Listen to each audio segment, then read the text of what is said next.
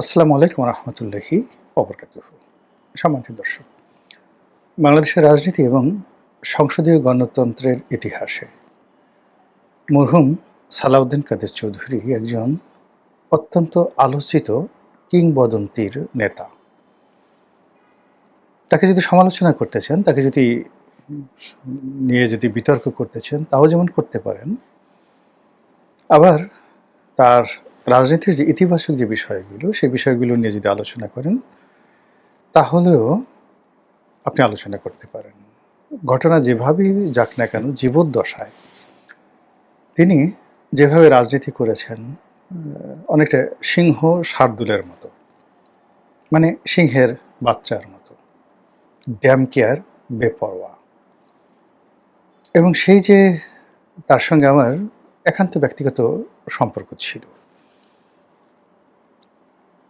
তিনি যে ব্যবসা বাণিজ্য করতেন আর আমার যে ব্যবসা বাণিজ্য, একই প্রকৃতির ব্যবসা বাণিজ্য, সেই সুবাদে তার সঙ্গে আমার সম্পর্ক ছিল। আবার আমি যখন সাংবাদিকতা করতাম, তখনও তার সঙ্গে ঠিক ওইরকম একজন রাজনীতিবিদের সঙ্গে একজন সাংবাদিকের যে ধরনের বন্ধুত্বপূর্ণ সম্পর্ক থাকে, বয়সের বিস্তর ব্যবধান থাকা সত্ত্বেও জনাব সালাউদ্দিন কাদের চৌধুরীর সঙ্গে আমার সেই সম্পর্ক ছিল।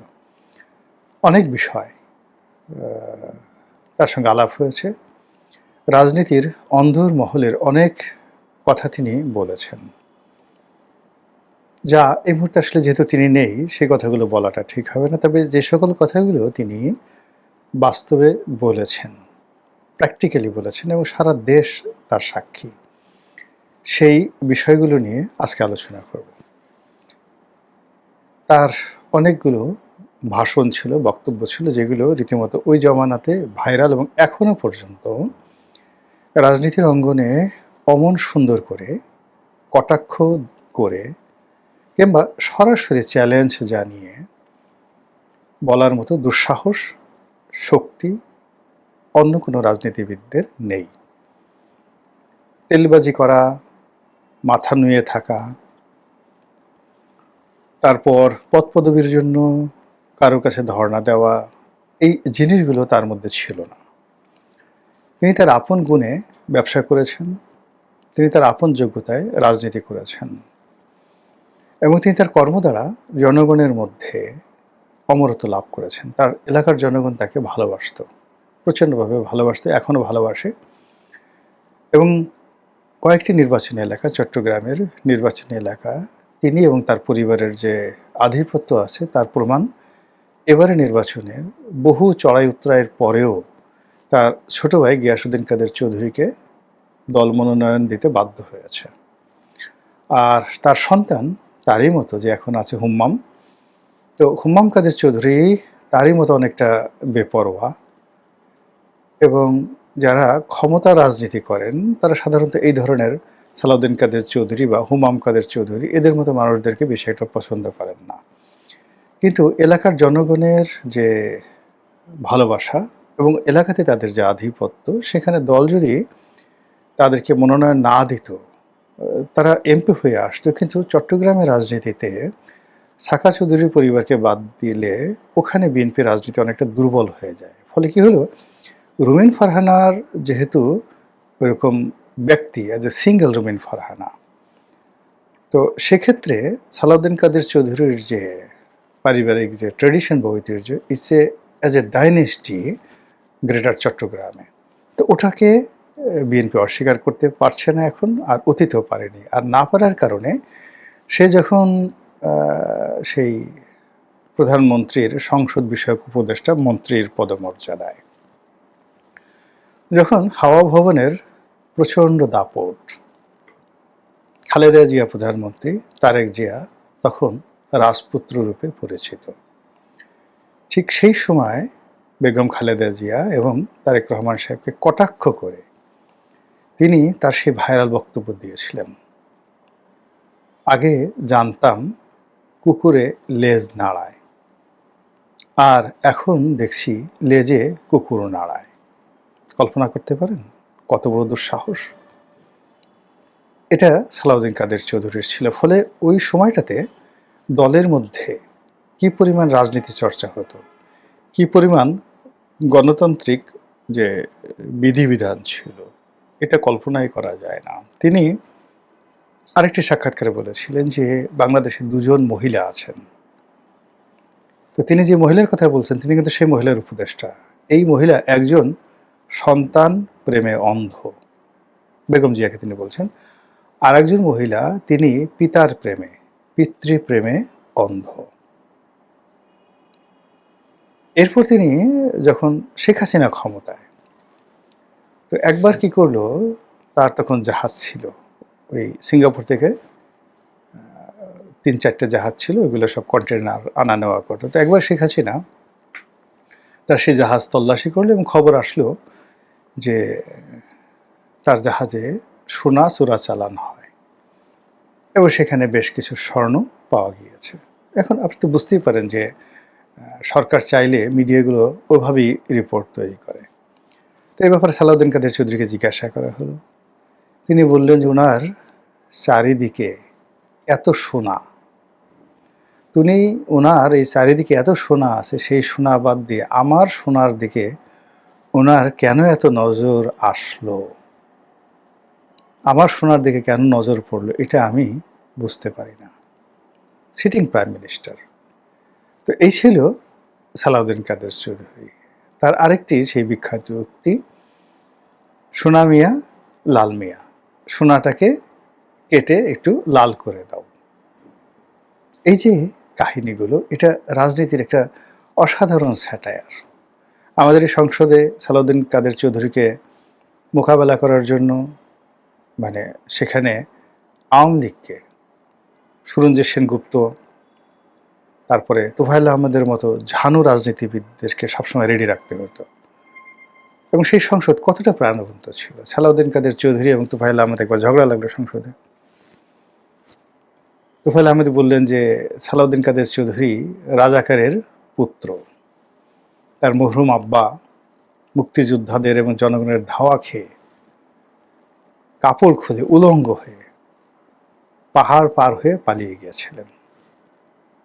সালাউদ্দিন কাদের চৌধুরী দমার পাত্র নয়, তিনিও দাঁড়িয়ে গেলেন। তিনি বললেন যে আমার মরহুম আব্বাকে যে কথা বলেছেন, তো সেই ব্যাপারে তিনি আর কোনো কথা না বার্তা বলে তিনি বললেন যে লোক বলেছেন তিনি হলেন তামাকু বিক্রেতার পুত্র, তার বাবা তামাক বিক্রি করত, তামাকু বিক্রেতার পুত্র। আমি এই সংসদে প্রশ্ন করতে চাই, এই তামাকু বিক্রেতার পুত্র যে কোট পরে আছে, স্যুট পরে আছে, তার মূল্য হলো $৫,০০০ ওই আমলে। আমার প্রশ্ন হলো মাননীয় স্পিকার, এই $৫,০০০ কোট কিনে এই তামাকু বিক্রেতার পুত্র গায়ে দিয়ে এই সংসদে আসার সাহস পেল কি করে, আর টাকা সে কোথায় পেল? এই ছিল সালাউদ্দিন কাদের চৌধুরী। আমাদের এই সমাজে রাজনীতিতে এই যে সালাউদ্দিন কাদের চৌধুরীর জমানা, মানে উনি যেদিন থেকে সংসদ সদস্য হয়েছেন তখন থেকে আজ অবধি বহু কিংবদন্তির বক্তব্য রয়েছে। একইভাবে জনাব মওদুদ আহমেদ, ব্যারিস্টার জমিরুদ্দিন সরকার, তারপর তারও আগে শাহ আজিজুর রহমান, কে এম ওবায়দুর রহমান, শাহ মোয়াজ্জেম হোসেন, সুরঞ্জিত সেনগুপ্ত, তোফায়েল আহমেদ, এরকম যারা পার্লামেন্টেরিয়ান রূপে বাংলাদেশে বেশ প্রসিদ্ধি অর্জন করেছেন, ওই পার্লামেন্টে তাদের যে বক্তব্যগুলো এখনো পর্যন্ত রয়ে গেছে। ওই বক্তব্যের বাইরে তারা বাইরে অর্থাৎ রাজপথেও তারা কিন্তু প্রচণ্ড লড়াকু ছিলেন। রাজনীতিবিদের মতো চলতেন, রাজার মতো চলতেন। সালাউদ্দিন কাদের চৌধুরী একবার এমপি হলেন, তারপরে মন্ত্রী হলেন। আমি তাকে জিজ্ঞেস করলাম যে আপনি এই মন্ত্রী অল্প কয়েকদিনের জন্য এরশাদের এই মন্ত্রী হলেন কেন? তো তিনি বললেন যে দেখো রনি, আমার একটা জেদ ছিল, এই দেশের পতাকার জন্য আমার বাবা অপমানিত হয়েছেন, লাঞ্ছিত হয়েছেন। আমার একটা জিদ ছিল যে একদিনের জন্য আমার গাড়িতে এই দেশের পতাকা লাগাবো। ফলে এরশাদের পক্ষ থেকে যখন এরকম একটা সুযোগ এলো, অফার এলো, আমি কিন্তু অত রকম চিন্তা ভাবনা না করে সেটা নিয়ে নিয়েছি জেদ পূর্ণ করার জন্য। বেদমভাবে তিনি কথা বলতেন, যখন যা মুখে আসে তাই বলতেন। তার একটা কথা আমার এক বন্ধুর কাছ থেকে শোনা, সেও একজন খুব বড় ব্যবসায়ী, শিপিং ব্যবসায়ী। তো চট্টগ্রাম থেকে সালাউদ্দিন কাদের চৌধুরী এবং আমার সেই বন্ধু আসছেন। তো এয়ারপোর্টে সালাউদ্দিন কাদের চৌধুরী তখন member of parliament, Sheikh Hasina প্রধানমন্ত্রী, কয়েকজন পুলিশ বসে আছে। সালাউদ্দিন কাদের চৌধুরী আসছে, তো পুলিশ তারা দাঁড়ায় নেই, তারা বসে বসে সিদ্ধান্ত নিতেছে সালাম দেবে কি দেবে না। মানে হাত একটু উঁচু করছে বসা অবস্থায়, আবার নামিয়ে ফেলছে। তো এই অবস্থায় সালাউদ্দিন কাদের চৌধুরী তাদেরকে ডাকলেন যে এদিকে আসো। তারপর বললেন যে তোমরা কি আমার চেয়েও বড় বেয়াদব হয়ে গেছো? তোমাদের প্রধানমন্ত্রী শেখ হাসিনা বলেন যে আমি হলাম বাংলাদেশের শ্রেষ্ঠ বেয়াদব, তো তোমরা কি আমার চেয়েও বেয়াদব হয়ে গেলা? এই যে সামনে থেকে যাচ্ছি এইভাবে হাত অর্ধেক অর্ধেক উঁচু করছো, পারলে বাপের বেটার মতো বসে থাকো, হাত উঠানোর দরকার নাই। আর যদি না পারো বাপের বেটার মতো সালাম দাও। মাঝে মাঝে কি অবস্থা? তো বোঝার চেষ্টা করেন পুলিশের সেই কনস্টেবলগুলোর অবস্থা কোন পর্যায়ে ছিল। এতদিন পরে সালাউদ্দিন কাদের চৌধুরীর কথা মনে পড়লো এই কারণে যে আমাদের রাজনীতির অঙ্গনে নিঃসীম নীরবতা চলছে। সংসদের ভিতরে বা বাইরে রাজনীতির সমতা নেই, রাজনীতির নিয়ন্ত্রণ নেই, রাজনীতির যে ব্যালেন্স বলা হয়, ভারসাম্য, সেটি নেই। অনেক ক্ষেত্রে শূন্যতা রয়েছে। যে কথা শুনছি সে কথা শোনার নয়, যে কথা বলছি সে কথা বলার নয়, যা কিছু হচ্ছে তা হওয়ার নয়। অদ্ভুত উটের পিঠে দেশ সওয়ার। পার্লামেন্টে মুক্তিযুদ্ধ বিরোধী শক্তি এখন প্রধান বিরোধী দল, যারা গত 17 মাস ধরে প্রচণ্ডভাবে আত্মবিশ্বাসী ছিলেন তারাই নির্বাচনের মাধ্যমে ক্ষমতায় আসবেন। আর ডক্টর মোহাম্মদ ইউনূসের সরকারের উপর তাদের যে আধিপত্য ছিল, প্রচণ্ড আধিপত্য ছিল, সেই আধিপত্য দিয়ে তারা এই দেশটা মূলত তারাই চালিয়েছেন। তো সেই অবস্থায় যে এখন আওয়ামী লীগ নেই, জাতীয় পার্টি নেই, দেশে কোনো শীর্ষ যারা নেতৃবৃন্দ রয়েছেন কারো কোনো বক্তব্য নেই। মন্ত্রীরা, নতুন নতুন মন্ত্রী যে যার মতো করে বলছে, পার্লামেন্টে চলছে যা কিছু হচ্ছে, এই বিতর্ক আমাদের ভালো লাগছে না।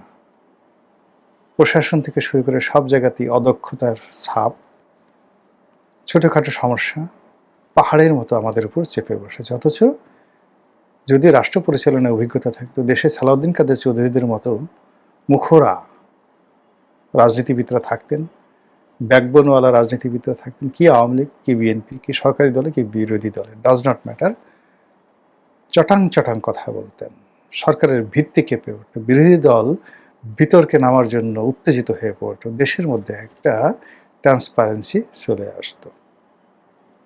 কিন্তু এখন কে বলবে তেল নিয়ে তেল ইস্মাতি হচ্ছে? কে বলবে চাঁদাবাজি নিয়ে কি হচ্ছে, সেই চাঁদার ভাগ কোথায় কোথায় যাচ্ছে? কে বলবে সেই কে কোন জায়গাতে কাকে কিভাবে নাড়াচ্ছে? মহান আল্লাহ আমাদের সবাইকে হেদায়েত দান করুন এবং হেফাজত করুন। আসসালামু আলাইকুম ওয়া রাহমাতুল্লাহি ওয়া বারাকাতুহু।